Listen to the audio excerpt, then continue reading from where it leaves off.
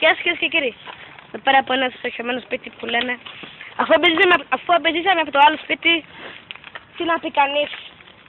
Θα μάθουμε τα τρομερά μυστικά του κοντινού κόσμου. Για να δούμε όμως. Για να δούμε. Εδώ πέρα είναι μια μισοανοιχτή πόρτα.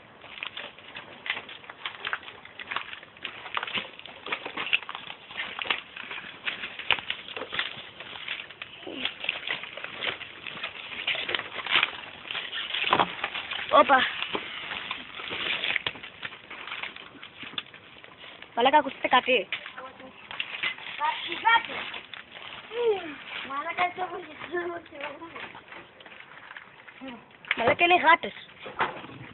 όχι, μαλάκα, πώς κάνει έτσι μία.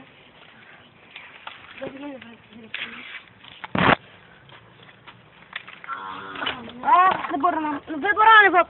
Παιδιά, θα δώσω το κόμμα. Πάρτε το βίντεο εσείς.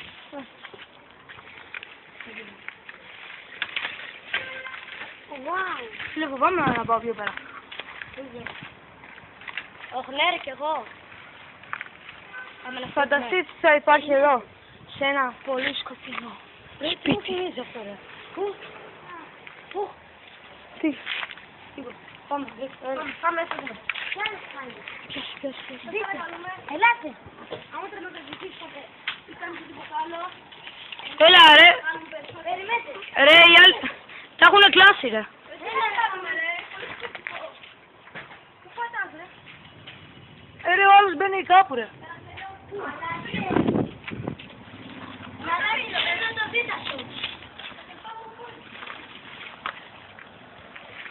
Από πού τα παίρνει. Πρέπει να το δείτε. Έλα γκόμενα. Μαλάκα τηλεοπτικά τώρα. Και τώρα θα κάνουμε μια μεγάλη τσουλήθρα. Και σε κόκκολος μου μαλάκα.